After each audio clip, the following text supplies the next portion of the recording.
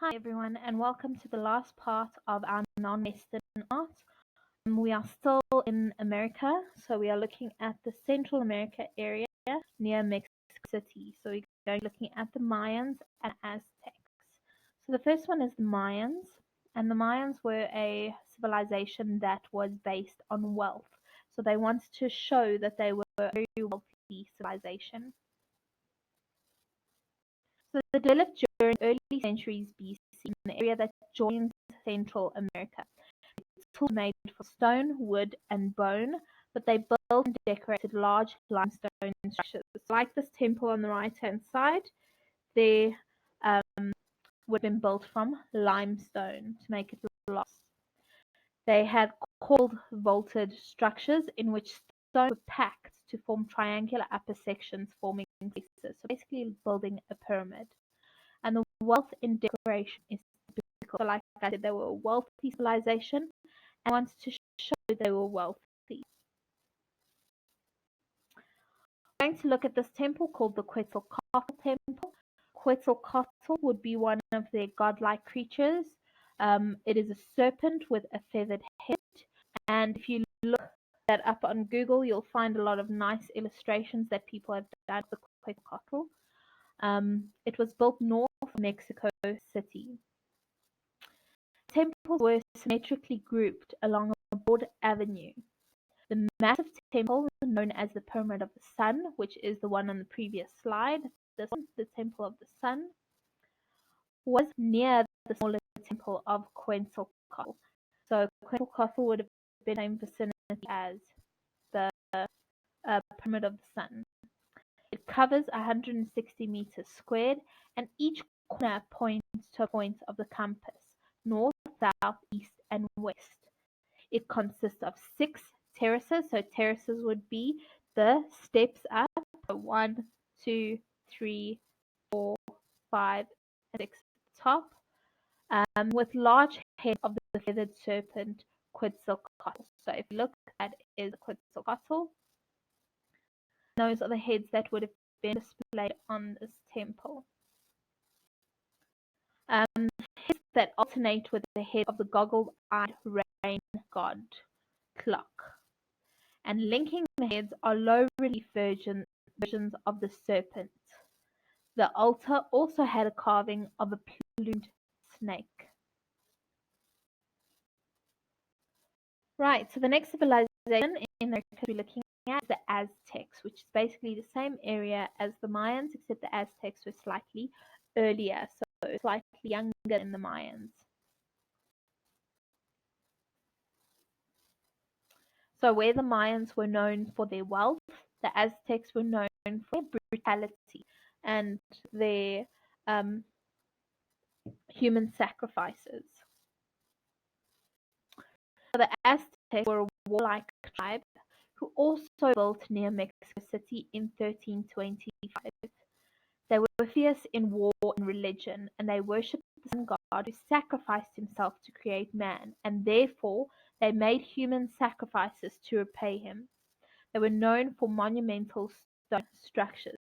So when you watch those scary horror movies and you've got these very tribal people who are completely throwing people into volcanoes and sacrificing them, that would be our Aztec civilization.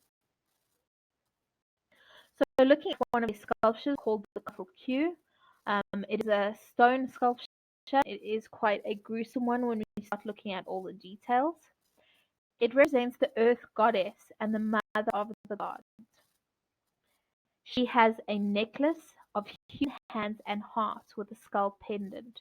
So if we look here, we've got the hands and the hearts form the chain. And at the end of it, as a pendant, we've got a human skull.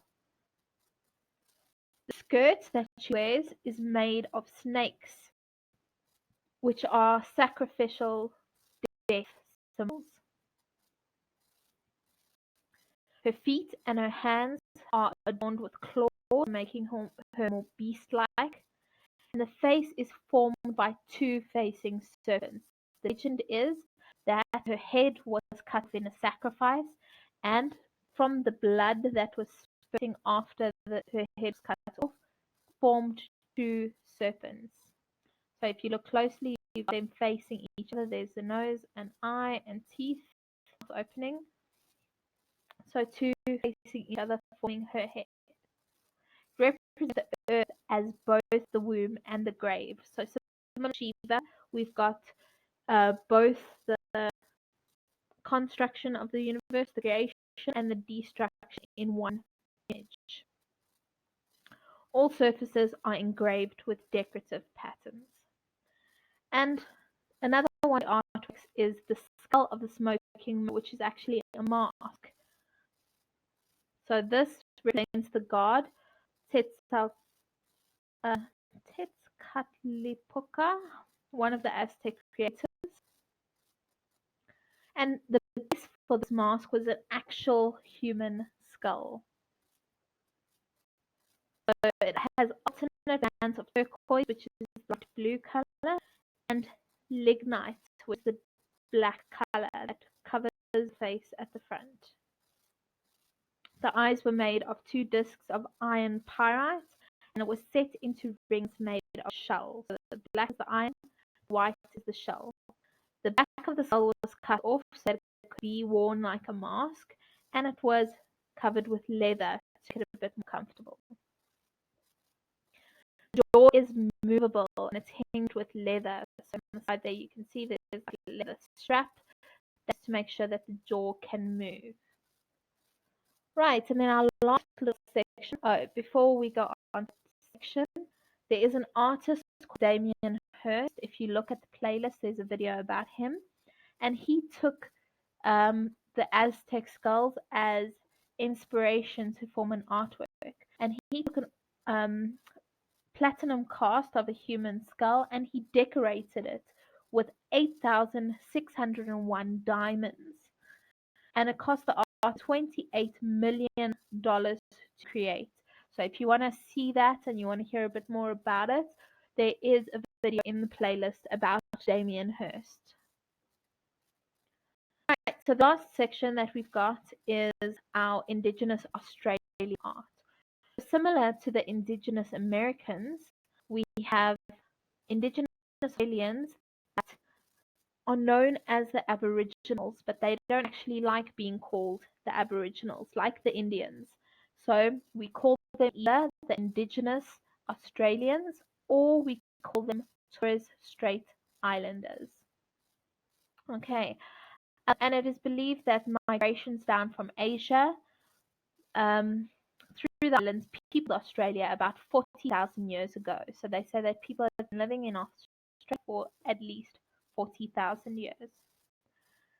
In their belief, ancestors were at watchful rest. So similar to a lot of our early civilizations, with the ancestors playing a big role in their everyday life. And their ancestors were present in natural forms. Sacrilegious behaviors, so behavior that went against religion, against what they believed, could lead to death or destruction. And in ceremonies, art is given supernatural powers. So you can see again how the art is linked to the culture, and it's not just pretty picture. It is part of their religion. It is part of their ceremonies. So Australian artists, there are still a lot of them that still practice Indigenous Australian art today, and a long artistic tradition. The symbols transform the work with religious significance and power, and the art activities constantly are being reinvented. So if you look, there's a video about Indigenous Australian art, and you see that there are modern artists today. There's a woman who did a design on a car that is similar to the pottery that the Indigenous Australians would have. So that is how she has interpreted her ancestors and reinvented that art form to maintain the Indigenous world.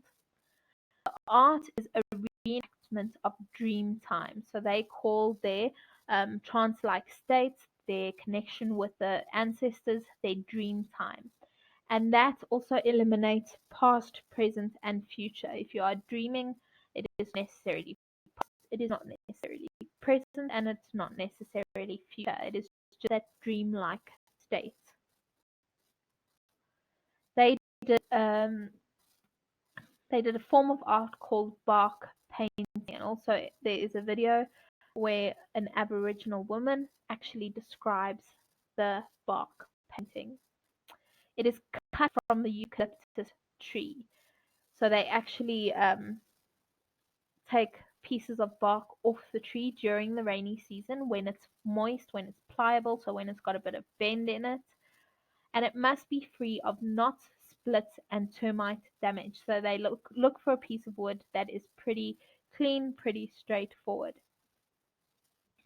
They take the rectangular piece of bark and they trim it and they scrape it. Then they flatten it using heat and they press it for several days with all the moisture coming out of it. And sticks were then also tied to the sides of it to avoid warping so it wouldn't curl up or anything like that. They used 4 basic colors, red and yellow, which they got from iron ochres, so kind of the earth that is there. White from gypsum, which is a kind of stone, or pipe clay, so that's a form of soil. And black they got from charcoal. They would then take the pigments, they grind them up and mix them with water and gum. So gum they would get from the trees. So trees forming sap. So that sap is the same as gum. So if we look here are some Aboriginal symbols. If you want to look at them carefully, you can actually use them to look at specific artworks, and through those specific artworks you can actually determine what the painting is saying. So the symbols are part of their art. The dots conventionally can represent many things: stars, sparks, burnt ground, or ancestral involvement in the art. Modern artists use dots to hide the meaning of artworks from uninitiated people. So they use them to cover up anything that other people shouldn't know about. The images are not abstract, but rather versions of reality, so connecting again with that dreamlike world.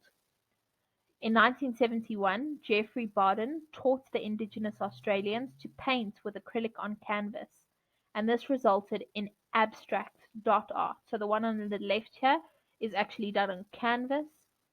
You can see how it's done for modern purposes, and this was actually produced for the Western market. So there you go into your tourism art. Indigenous Australian sand painting. So this is another representation that they would do. It represents dream time. So again, connecting to that trance-like state where they can speak to the ancestors. Primordial process of the ancestors dreaming life into the earth. The concentric circles provide a means for ancestral power to surface. So basically like a portal or a connector between our world and the ancestral world. Part of the initiation were where initiates lie with the ear on the ground while the shaman or elder pounds the ground with a strong pole to connect the humans and the spirits. And it was also practiced by the Native Americans. And that is the end of our non-Western art. If you've got any questions, don't hesitate to ask. Just add them into the comments below. And in the description, I've put the Dropbox link, which will take you to all of these PowerPoints and the theory answers for all these sections. Thank you for listening.